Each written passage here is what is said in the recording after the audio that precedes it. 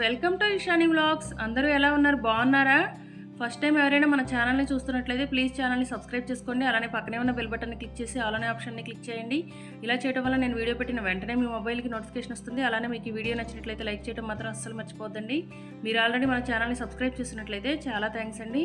ఈ రోజు వీడియోలో మనందరికీ కూడా రోజు ఉపయోగపడే టిప్స్ నేను మీకు చెప్తాను. ఇప్పుడు ఈ టిప్స్ ఏంటో చూద్దాం. చాలా మంది కూడా వెన్న చేయడానికి మిక్సీ జార్లో మేగడ వేసి గ్రైండ్ చేస్తూ ఉంటారు కదండి.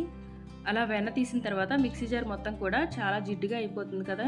అలా జిడ్డుగా ఉన్నప్పుడు మనం ఎలా క్లీన్ చేయాలంటే ముందుగా విమ్ లిక్విడ్ తీసుకోవాలి. ఇప్పుడు మిక్సీ జార్లో విమ్ లిక్విడ్ కొంచెం వేసుకోవాలి.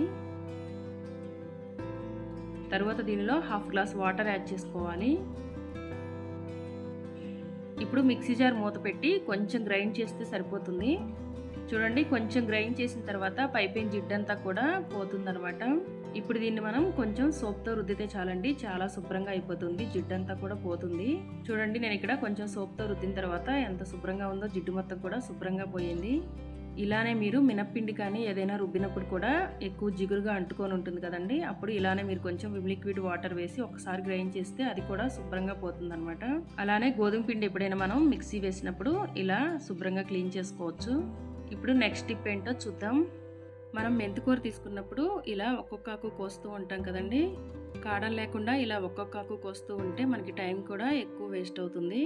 అలా ఎక్కువ టైం వేస్ట్ అవ్వకుండా మనం చాలా ఈజీగా ఈ మెంతాకుని ఎలా కోయాలంటే, ముందుగా ఒక చిల్లులు గిన్నె తీసుకోవాలి. చూడండి, మనందరి ఇళ్లలో కూడా ఇలాంటి గిన్నెలు ఉంటూనే ఉంటాయి కదా. ముందుగా ఈ ఆకుకూరలకి చివరనున్న కాడలు కట్ చేయాలి. మట్టితో ఉన్న కాడలు కొంచెం కట్ చేస్తే సరిపోతుంది. ఒక్కొక్క కాడని తీసుకొని ఇలా హోల్లో పెట్టాలన్నమాట. పెట్టి అడుగు నుంచి లాగితే చాలండి, కాడలన్నీ కూడా అడుగుకి వెళ్ళిపోతాయి, ఆకు మాత్రం పైనే ఉంటుంది.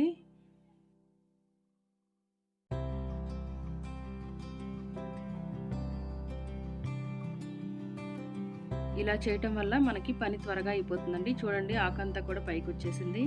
ఇలా చాలా ఈజీగా మనం కాడల నుంచి మెంతాకుని సపరేట్ చేయొచ్చు. ఇప్పుడు నెక్స్ట్ టిప్ ఏంటో చూద్దాం. చూడండి, మనం సాధారణంగా ఫ్రిడ్జ్ క్లీన్ చేసేటప్పుడు ఇలా డోర్లు సైడ్లో ఇలా లైన్స్ ఉంటాయి కదా, వీటిల్లో ఎక్కువ డస్ట్ ఉంటుంది, క్లీన్ చేయడం కూడా కష్టంగా ఉంటుంది కదా.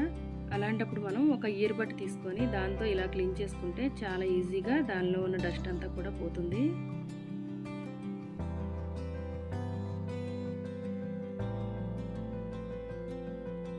ఇలా వీడియోలో చూపించిన విధంగా క్లీన్ చేసుకోవాలి. చూడండి, డస్ట్ అంతా కూడా ఇయర్ బడ్కి అంటుకుంటుంది. ఇలా ఈ ఫ్రిడ్జ్ డోర్ని మనం క్లీన్ చేసుకోవచ్చు. ఫ్రెండ్స్, ఈ వీడియో మీకు నచ్చిందా? నచ్చినట్లయితే వెంటనే వీడియోని లైక్ చేయండి, షేర్ చేయండి, మన ఛానల్ని సబ్స్క్రైబ్ చేయండి, పక్కనే ఉన్న బెల్ బటన్ని క్లిక్ చేయండి. Thanks for watching.